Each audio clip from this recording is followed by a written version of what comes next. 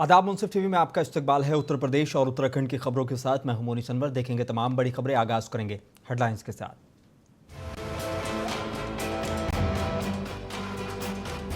अखिलेश यादव ने लखनऊ में किया बड़ा दावा। बोले उत्तर प्रदेश में जब भी उपचुनाव होगा भाजपा को हराएंगे।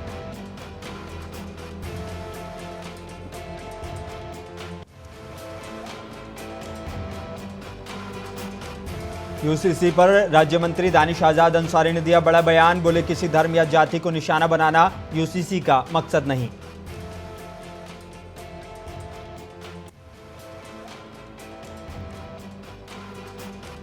कानपुर में गवर्नमेंट अस्पताल के डॉक्टरों ने की हड़ताल, गेट किया बंद। आरोपियों पर सख्त कार्रवाई की मांग की।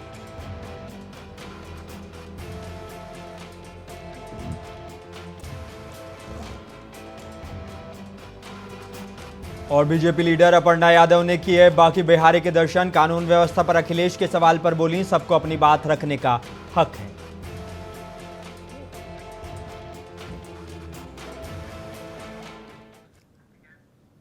आइए बुलेटिन की शुरुआत करेंगे कुछ अहम और बड़ी खबरों के साथ। समाजवादी पार्टी के मुखिया अखिलेश यादव ने 16 अगस्त को उपचुनाव को लेकर बड़ा बयान दिया है। उन्होंने कहा कि जब भी उपचुनाव होंगे समाजवादी पार्टी बीजेपी को हराएगी। अखिलेश यादव ने कहा कि जब भी उपचुनाव होंगे समाजवादी पार्टी बीजेपी को हरा देगी। वो अधिकारियों के जरिए चुनाव जीतना चाहते हैं। अधिकारियों को हटाना, अधिकारियों को तैनात करना, सपा इसकी शिकायत चुनाव आयोग से करेगी।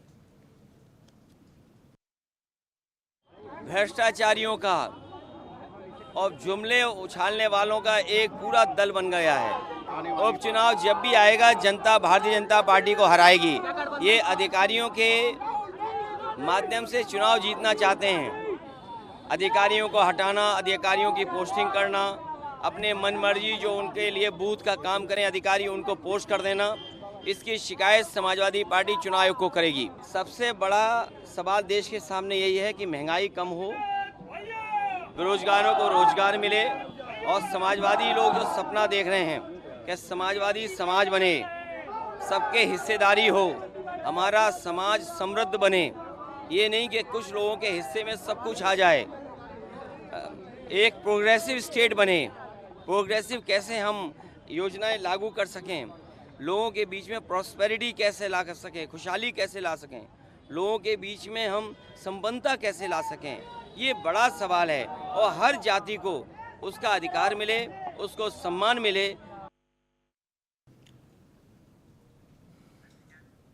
उत्तर प्रदेश सरकार में अल्पसंख्यक कल्याण राज्य मंत्री दानिश आजाद अंसारी ने पीएम मोदी द्वारा स्वतंत्रता दिवस के भाषण में यूसीसी की वकालत करने, महिलाओं के खिलाफ क्राइम की जल्दी जांच पर भरोसा दिया है और जोर दिया है। साथ ही क्या कुछ कहा, सुनिए। सरकार का एक कर्तव्य है कि उन जरूरतों को समझे, समाज के उस जरूरतों के लिए जो भी सकारात्मक कदम होने चाहिए उठाया जाना चाहिए।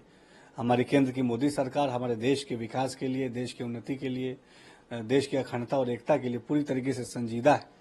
और निश्चित तौर पे हम संवाद के माध्यम से तालमेल बैठाते हुए देश के विकास के लिए जो भी चीज आवश्यक होगी उन चीजों की तरफ आगे बढ़ेंगे। ये देखिए, पश्चिम बंगाल की जो स्थिति है ये बहुत ही चिंताजनक है। जिस तरीके से आए दिन वहां पे हिंसा की घटनाएं और जो महिला क्राइम है उसके प्रति जो वहां पे खबरें आ रही हैं, तो ये बहुत ही चिंता दिलाने वाली हैं। वहां की सरकार इन चीजों के प्रति तनिक भी संजीदा नहीं है। वो हिंसक घटनाओं में जो महिलाओं के साथ हो रहा है आपराधिक। और बीजेपी लीडर अपर्णा यादव आज वृंदावन के बाकी बिहारी मंदिर पहुंची। मंदिर पहुंचकर वैदिक मंत्रोच्चार के बाद पूजन अर्चन किया। इसके बाद उन्होंने पत्रकारों से बात की। इस दौरान उन्होंने सनातन संस्कृति पर, भारतीय परंपराओं को आगे बढ़ाने की बात कही। अखिलेश यादव के यूपी की कानून व्यवस्था पर लगातार सवाल उठा रहे हैं। इस सवाल पर अपर्णा यादव ने बयान देते हुए कहा कि जो सरकार के बाहर होते हैं उनका काम सवाल उठाने का ही होता है। लोकतंत्र में हर व्यक्ति को अपनी बात कहने का अधिकार है।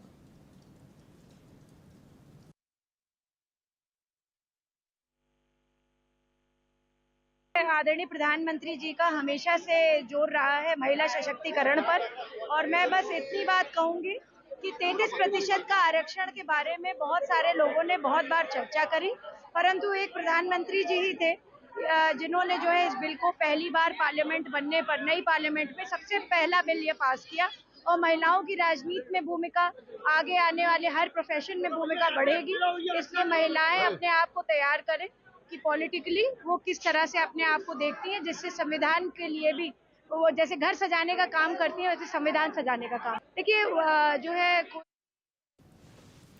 उत्तर प्रदेश के लखीमपुर खीरी में 3 महीने के अंदर एक ही गांव के 16 लोगों की मौत हो गई है। बता दें कि मदारीपुरवा में बीते 3 दिनों में ग्रामीणों का कहना है कि इतनी मौतों के बाद भी गांव में ना तो फॉगिंग कराई गई और ना ही साफ सफाई कराई गई। प्राथमिक स्वास्थ्य केंद्र होने के बाद भी गांव में कैंप तक नहीं लगाए गए हैं, जिससे रहस्यमय और भयावह बीमारी के चलते गाँव के रहने वाले कई लोग मौत के मुँह में समा चुके हैं। उच्च अधिकारियों की दखल के बाद गाँव में स्वास्थ्य विभाग की टीम गाँव पहुंची है।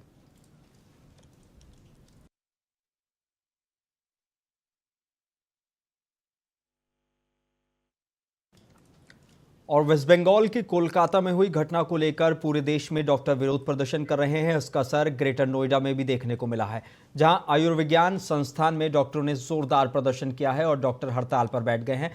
इस दौरान इमरजेंसी सेवाओं को छोड़कर अस्पताल के सभी डिपार्टमेंट के डॉक्टर हड़ताल पर रहे।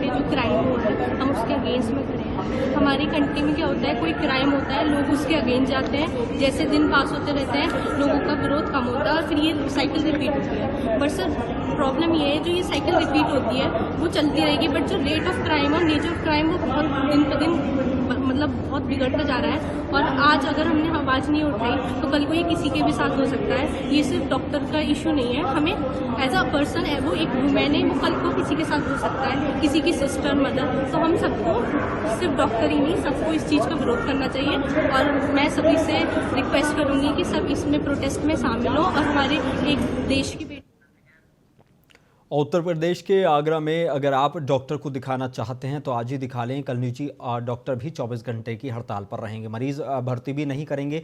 डॉक्टर से हिंसा होने पर अस्पताल के हेड जिम्मेदार होंगे। 6 घंटों में ही FIR दर्ज करानी होगी। केंद्र सरकार ने आदेश जारी किए हैं। कोलकाता मामले में केंद्र सरकार ने आदेश जारी कर दिए हैं। इसमें कहा है कि स्वास्थ्यकर्मी के साथ किसी भी तरह की हिंसा होने पर घटना के 6 घंटे के अंदर FIR दर्ज करानी होगी। ऐसा न करने पर मेडिकल कॉलेज के खिलाफ कार्रवाई भी की जा सकती है। वहीं IMA आगरा ने भी 17 अगस्त से 24 घंटे की हड़ताल पर जाने का ऐलान किया है। OPD, पैथोलॉजी लैब के साथ ही वार्ड के नए मरीज भर्ती नहीं किए जाएंगे। इमरजेंसी सेवाएं जारी रहेंगी। जितनी भी चीज़ें CBI के हाथ में केस देने के बाद भी वहाँ पे जो साक्ष्य हैं उनको मिटाने की कोशिश की जा रही है। तो अभी तक तो यही लग रहा है कि उसको जो मेन कल्प्रिट है उनको बचाने की कोशिश की जा रही है। क्योंकि जिस तरीके से नाइट में तोड़ फोड़ हुई है वहाँ पे, जिस रूम को जहाँ पे ये केस हुआ था वहाँ पे इसको तोड़ने की कोशिश की गई कि यहाँ पे जो भी साक्ष्य मिले उनको जब CBI उससे पहले हटा दिए जाएँ। तो अभी तक तो देख के यही लग रहा है कि सरकार भी जो लोग जिन्होंने किया है घिनौना अपराध उनको बचाने की कोशिश करी। देखिए घटना तो जैसा कि आप सब लोग जानते हैं आज देश भर में आक्रोश है। कोलकाता में 2nd ईयर मेडिसिन रेजिडेंट के साथ रेप हुआ रात को 2 बजे भयानक, और उस पर अथॉरिटीज़ ने अब तक कुछ किया है नहीं। CBI इंक्वायरी की जांच जरूर देखी गई है, लेकिन जैसे कि आप सब लोग जानते हैं वहाँ गुंडों ने पूरा कॉलेज डिस्ट्रॉय कर दिया रात को, तो एविडेंस तो बचे ही नहीं है। तो हमारी मांग बस ये है कि जो वहाँ की मिनिस्टर हैं वो इस पर संज्ञान लें और कुछ स्टेटमेंट जारी करें और उनके खिलाफ कड़ी से कड़ा एक्शन लिया जाए। ये तो रही बात। कोलकाता के RG Kar medical college and hospital में महिला डॉक्टर के दुष्कर्म के बाद हत्या कर दी गई, जिसके बाद से पूरे देश में डॉक्टर के साथ ही आम लोगों में भी काफ़ी गुस्सा देखने को मिला है। इसका असर कानपुर जिले के गवर्नमेंट अस्पताल में भी देखने को मिल रहा है। बता दें कि आज गवर्नमेंट अस्पताल के डॉक्टर हड़ताल पर चले गए, साथ ही आरोपियों के खिलाफ सरकार से कड़ी कार्रवाई की मांग की है। इतना ही नहीं, रेजिडेंट ने हैलेट अस्पताल का गेट बंद कर दिया। इस दौरान गेट के बाहर मरीजों और तीमारदारों की ज़बरदस्त भीड़ लग गई। उद्देश्य ये है, जो हम सबको पता है, 8 अगस्त को जो एकदम निंदनीय और एक दर्दनाक घटना हुई है एक रेजिडेंट डॉक्टर के साथ जो 36 घंटे की ड्यूटी पर थी। रात में उनके साथ बहुत ही दर्दनाक और वहशी तरीके से बलात्कार किया गया है। उनके कार्यस्थल पर, उनके हॉस्पिटल के अंदर ये सब हुआ है और उन्हें मार भी दिया गया है। तो हमारा सवाल ये है कि अगर फीमेल डॉक्टर्स या लड़कियां अपने कार्यस्थल पर भी सुरक्षित नहीं है तो वो कहाँ सुरक्षित है? क्योंकि ये तो अब ये सोचने का मुद्दा बन गया है, देश भर के लिए सोचने का मुद्दा बन गया है कि अगर एक लड़की जहाँ वो काम करती है वो समाज की सेवा के लिए थी, वो मरीजों की सेवा के लिए थी, वो समाज की रक्षक थी। एक्चुअल कल्प्रिट पकड़ा नहीं जाएगा जब तक हमारे लिए कोई प्रोटेक्शन, स्ट्रॉन्ग प्रोटेक्शन एक्ट जिसके लिए कि जो ये बताए कि हाँ डॉक्टर्स के ऊपर कोई भी आके मार के चला जाता है, तो जो डॉक्टर जिससे हम सुरक्षित रहे तब तक नहीं आएगा, तब तक हम ये हड़ताल जारी रखेंगे। मैं बस यही बोलना चाहूंगी कि हमें जस्टिस चाहिए, जिसके लिए हम बैठे हुए हैं। Being a girl, being a doctor, हमें जस्टिस चाहिए। उत्तर प्रदेश के जिला बिजनौर के थाना नजीबाबाद इलाके के सराय चौकी इंचार्ज सौरभ सिंह ने एक गोवंश काट रहे जलालाबाद के निवासी को गिरफ्तार किया है। जानकारी के मुताबिक जब गोवंश काटने की सूचना नजीबाबाद पुलिस को दी गई तो सराय चौकी इंचार्ज सौरभ सिंह अपनी टीम के साथ मौके पर पहुंचे। वहीं पुलिस को देख फरमान ने पुलिस पर फायरिंग शुरू कर दी। पुलिस टीम ने आत्मरक्षा में की गई जवाबी फायरिंग में एक अभियुक्त को हिरासत में ले लिया है और पुलिस विधिक कार्रवाई कर रही है। आज रात्रि में थाना नजीबाबाद पुलिस को सूचना प्राप्त हुई कि साथी गौवंशों का एक गैंग है, कुछ गायों को काटने की फिराक में है। इस सूचना पर पुलिस पार्टी ने मौके पर पहुंचकर घेराबंदी की तो देखा कि गौवंश एक बैल को काट रहे हैं। पुलिस थोड़ा आगे बढ़ी। पुलिस को देखते ही इन लोगों ने जान संभालने की नीयत से पुलिस पार्टी पर फायरिंग शुरू कर दी। पुलिस ने सेल्फ डिफेंस में कंट्रोल फायरिंग की, जिसमें एक बदमाश गोली लगी। दो मौके का फायदा उठाकर भागने में सफल रहे। इसको उपचार हेतु जिला अस्पताल भेजा गया है। इसकी क्रिमिनल हिस्ट्री है। पूछताछ में, प्रारंभिक पूछताछ में इसका अपना नाम सलमान बताया, जो कि जलालाबाद का रहने वाला है। मौके से 2 मोटरसाइकिल और 7 गौवंश को बरामद किया गया है। पुलिस की त्वरित कार्रवाई से 7 गौवंश को बचाने में सफलता प्राप्त की है। इन सभी गौवंशों को नगर पंचायत जलालाबाद की सुपुर्दगी में दिया गया है। उत्तराखंड के रुड़की के भगवानपुर औद्योगिक क्षेत्र की अटेरो कंपनी के गोदाम में जबरदस्त आग लगने से अफरा तफरी मच गई। आनन फानन में दमकल की गाड़ी मौके पर पहुंची और कई घंटे बाद आग पर काबू पाया गया। आग लगने के कारण वेल्डिंग की चिंगारी होना बताया जा रहा है। वहीं कंपनी प्रबंधक का कहना है कि इंडस्ट्री में वेल्डिंग का कार्य चल रहा था, जिसकी चिंगारी में से गोदाम में पड़ी प्लास्टिक के सामान को आग ने अपनी चपेट में ले लिया और देखते ही देखते आग ने बड़ा रूप ले लिया। और बता दें कि जिसके चलते आग बहुत ज़बरदस्त लगी और मौके पर दमकल की टीम आग पर काबू पाने के लिए पहुंची। दमकल के अधिकारियों का कहना है कि आग पर काबू पा लिया गया है। इस आग से लाखों रुपए का नुकसान हुआ है।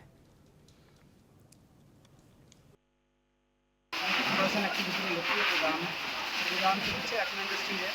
एक्मे इंडस्ट्रीज में वेल्डिंग फैक्ट्री इंस्ट्रक्चर का काम करने बनाने का वहाँ पीछे, तो उसमें चिंगारी थी इंसेक्ट और वेल्डिंग सेट था, उससे वहाँ पे जाके आग लगी और आग लगी। कितना नुकसान होगा सर कंपनी का? लगभग नुकसान तो सर एनालाइज करना पड़ेगा कि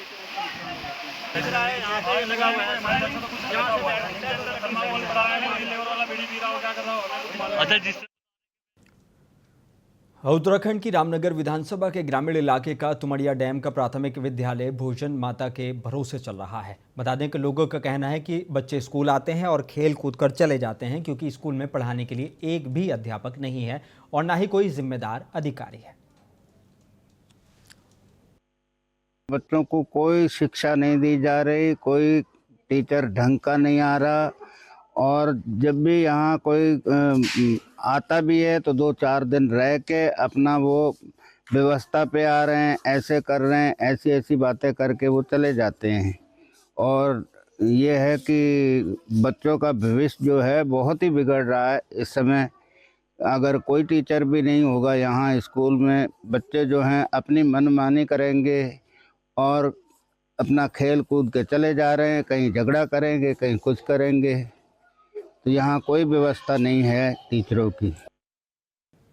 उत्तर प्रदेश की हरदोई पुलिस ने वरिष्ठ अधिवक्ता कनिष्क मेहरोत्रा हत्याकांड का तीसरा शूटर राजवीर महावत को गिरफ्तार कर लिया है। इस दौरान शूटर ने पुलिस पर फायर करते हुए भागने की कोशिश की, जिससे वो गिरा और घायल हो गया। पुलिस ने अस्पताल में भर्ती कराया है। बता दें कि अधिवक्ता हत्याकांड मामले में अब तक 7 लोगों को पुलिस ने गिरफ्तार कर जेल भेज दिया है और मामले की जाँच की जा रही है। विगत दिनों थाना कोतवाली शहर अंतर्गत कनिष्क मल्होत्रा हत्याकांड की घटना घटित हुई थी। उल्लेखनीय है कि इस प्रकरण में पूर्व में 6 अभियुक्त जेल जा चुके हैं। इसी क्रम में आज मुखबिर से सूचना प्राप्त हुई थी कि इसमें एक अभियुक्त जो कि 25 का इनामिया है राजवीर महावत, वो अपने गांव आया हुआ है और कहीं निकलने की फिराक में है। इस सूचना पर स्थानीय पुलिस तत्काल मौके पर पहुंची और उससे घेराबंदी की। उसने पुलिस पार्टी पर फायर किया और भागने लगा। इसमें वो चोटिल हो गया। तत्काल पुलिस पार्टी द्वारा उसको पहुंचकर उसको हिरासत में लिया गया और उसके पास से एक 315 बोर का असलहा, एक जिंदा कारतूस, एक खाली कारतूस को दूरी पर पड़ा हुआ पाया गया। उसको तत्काल हॉस्पिटल ले जाया गया, जहां पर उसका इलाज कराया जा रहा है। स्थिति उसकी सामान्य है।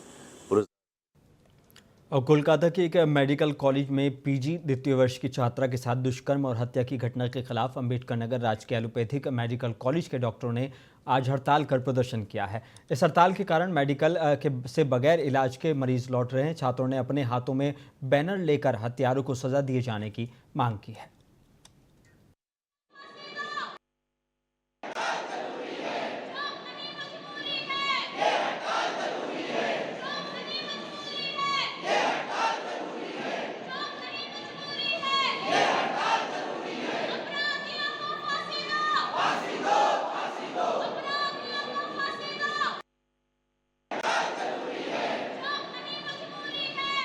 उत्तर प्रदेश के कौशाम्बी के सैनी कोतवाली क्षेत्र के गुलमीपुर नेशनल हाईवे पर श्रद्धालुओं से भरी एक पिकअप रास्ते में खड़े कंटेनर से टकरा गई, जिसमें घटनास्थल पर एक महिला सहित 3 श्रद्धालुओं की मौत हो गई और बाकी 17 लोग घायल बताए जा रहे हैं, जिनकी हालत गंभीर बताई जा रही है। सूचना मिलते ही मौके पर डीएम, एसपी और एएसपी अशोक कुमार सहित पुलिस फोर्स पहुंच गई। पुलिस ने सभी घायलों को सीएससी सिराथू में भर्ती कराया। कुछ मरीजों को जिला अस्पताल रेफर कर दिया गया है। बताया जा रहा है कि छत्तीसगढ़ के रहने वाले तकरीबन 20 श्रद्धालु एक पिकअप में सवार होकर वृंदावन दर्शन करके वापस लौट रहे थे।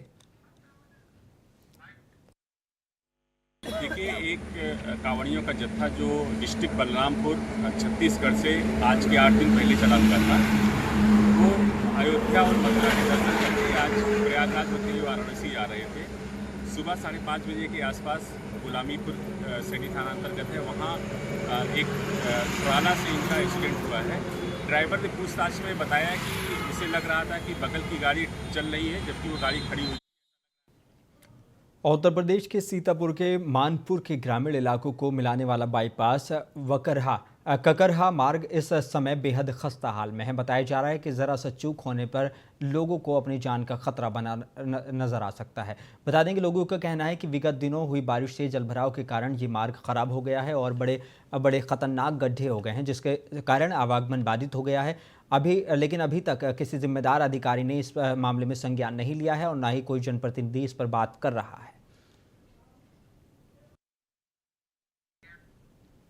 उत्तर प्रदेश के अमरोहा नगर के एक मोहल्ले में किराए के मकान में रहने वाले सिपाही को एक महिला के साथ रंगरलियां मनाते हुए महिला के पति ने रंगे हाथ पकड़ा है, जिसका एक वीडियो भी सामने आया है। उधर वीडियो सामने आने के बाद एसपी ने आरोपी सिपाही को सस्पेंड कर दिया है, साथ ही मामले की जांच सीओसीटी को सौंपी है। दरअसल नगर कोतवाली इलाके की एक चौकी पर तैनात सिपाही नरेश कुमार चौकी क्षेत्र में ही एक मकान में किराए पर रहता है। उसी के बराबर में एक महिला भी अपने पति के साथ रहती है। बताया जा रहा है कि महिला की अपने पति से अनबन रहती है। कई बार झगड़ा हुआ तो सिपाही ने महिला के पति पर कार्रवाई कराने की चेतावनी दी थी। किराए के कमरे में बराबर में रहने वाली महिला ने उसके साथ कमरे में रंगरलियां मना रही थी और सिपाही जिस पर महिला का सिपाही की और मेलजोल बढ़ गया और दोनों की आंखें लड़ गई। और बता दें कि महिला का पति जैसे ही काम के लिए जाता तो महिला सिपाही के कमरे में बुला लेती। कई बार दरवाज़ा गेट खोलने पर महिला के पति को शक हुआ तो महिला के पति रात काम पर जाने की बात कहकर चला गया, लेकिन कुछ देर बाद ही वापस आ गया, जहां उसने अपनी पत्नी को कमरे में सिपाही के साथ देख लिया, जिसके बाद वहां जमकर हंगामा हुआ। एसपी ने आरोपी सिपाही को सस्पेंड कर दिया है। साथ ही पति ने सिपाही को भी नौकरी खाने की धमकी दी। साथ ही महिला के पति ने पूरी घटना का एक वीडियो भी बनाया जो अब सामने आया है। उधर इस मामले में एसपी कुंवर अनुपम सिंह ने बताया कि आरोपी सिपाही को सस्पेंड कर दिया गया है।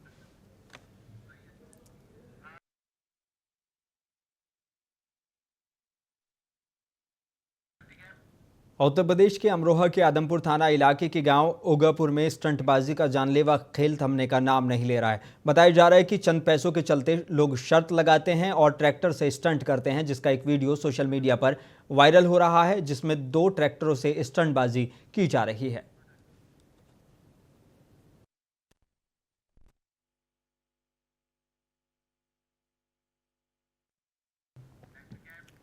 और हमारे समाज में नारी को शक्ति रूपा माना गया है। बात अगर कन्याओं की जाए तो उन्हें देवी का रूप माना गया है, लेकिन आज के समय में मानव मूल्यों को लगातार पतन होता जा रहा है।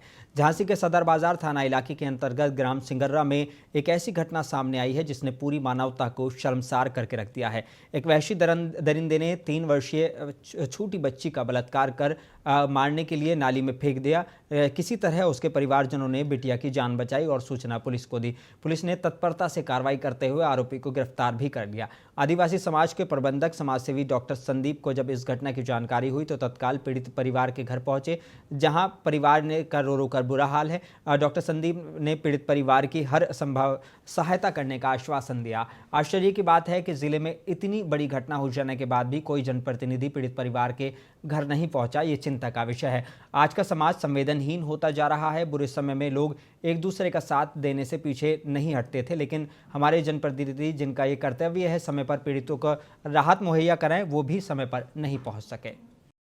आज बहुत दयनीय मतलब दुखद बात है ये हमारे समाज के लिए। एक ये छोटी सी बच्ची मतलब ये वो इसका चेहरा कि अगर होश भी नहीं संभालो, 3 साल की 2.5 साल की बच्ची 3 साल की, इसके संगे जघन अपराध करने वाले लोग, जिसमें से एक आदमी के नाम रिपोर्ट हुई है ना, और कहीं और दूसरी जगह से आया था। इनके पिता को दारू पिलवा के और मतलब एक गड्ढे में पटक के बेटी को ले जाके, मतलब छोटी सी बेटी जो कुछ जानती नहीं है, निवस्थ मिली हम बताएं, उसके संगे दुर्घटना हुई है। उसे इसके मम्मी पापा सारे गांववासी आदिवासी हमारे परिवार है, क्योंकि हम आदिवासी के प्रबंधक भी हैं। उत्तर प्रदेश के मुरादाबाद समेत पूरे देश में कल 78वां स्वतंत्रता दिवस बड़ी धूमधाम के साथ मनाया गया। इसके साथ ही मुरादाबाद गल शहीद स्थित शहीद वतन नवाब मज्जू खां की मज़ार पर एडीएम सिटी मजिस्ट्रेट ने पहुंचकर चादर चढ़ाई। इस दौरान एसपी सिटी भी मौजूद रहे। शहीद वतन मेमोरियल कमेटी के महानगर अध्यक्ष वकील रशीद ने मांग की है कि नवाब मज्जू खान के नाम से एक पक्का गेट बनाया जाए, उनके नाम से एक हॉस्पिटल और एक यूनिवर्सिटी भी बनाए जाने की मांग की गई है। एडीएम साहिबा और सिटी मजिस्ट्रेट साहिबा दोनों यहाँ पर तशरीफ लाए, तीनों लोग तशरीफ लाए और उनको खराज पेश करी, चादर पोशी करी।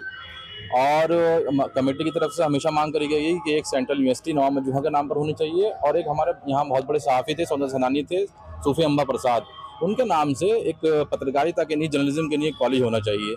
नवाब साहब की यादों को संजोने के लिए, 1857 की यादों को संजोने के लिए एक संग्रह बनाया जाए जिसको संरक्षित करने।